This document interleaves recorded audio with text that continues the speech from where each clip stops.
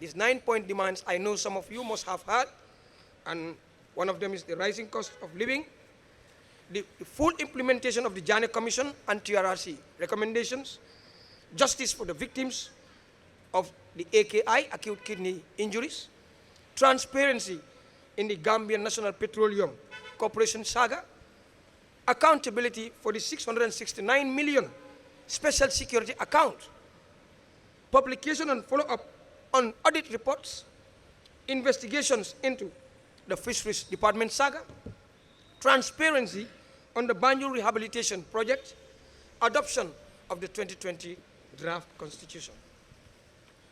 Despite these critical demands, and despite our patience and willingness to engage through peaceful means, the relevant authorities failed to act.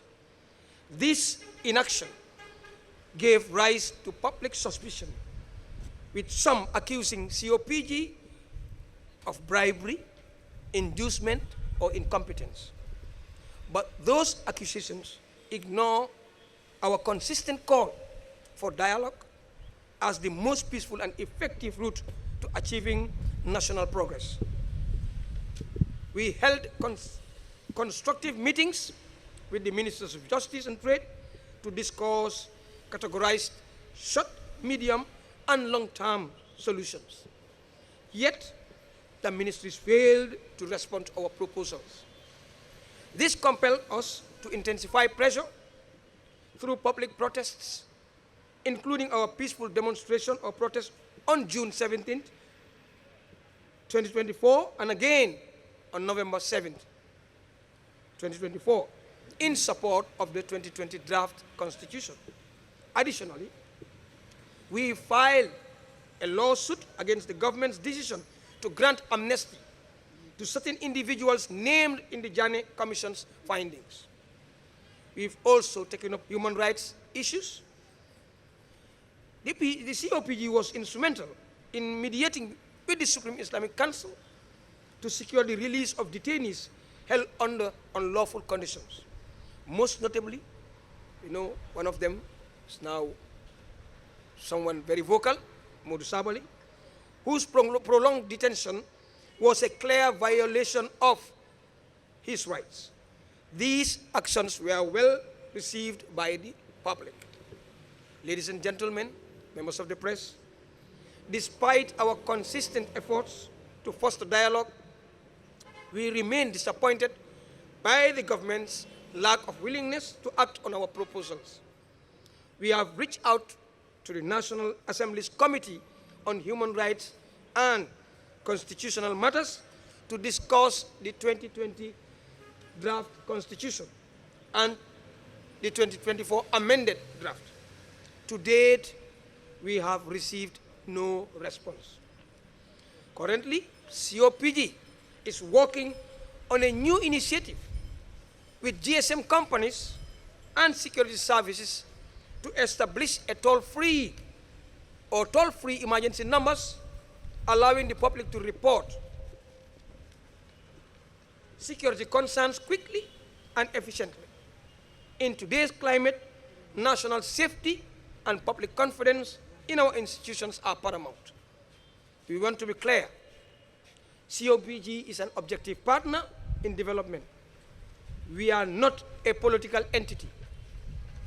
We are citizens advocating for good governance and accountability.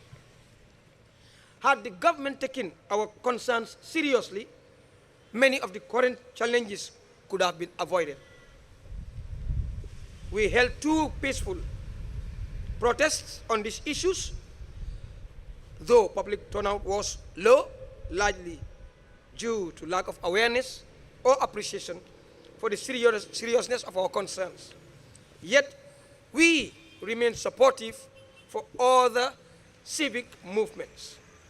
Recently, our chairperson was illegally detained for 72 hours, simply for participating in the gala protest that was organized just a week ago.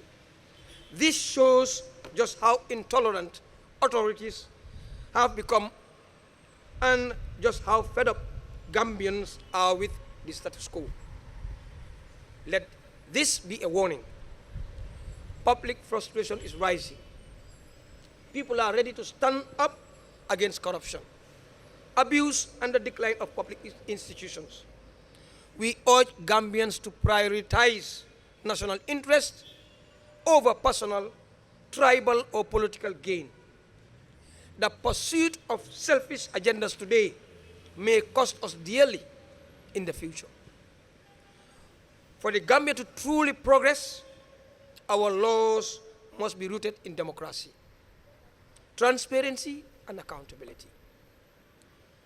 We appreciate and salute Gala for their stance on transparency around the Janneh Commission's recommendations on the alleged looted assets. Let our recent history be a lesson to all. The price of inaction is high. We urge all Gambians to unite in the fight against corruption and human rights violations, and to support the full adoption of the 2020 draft constitution.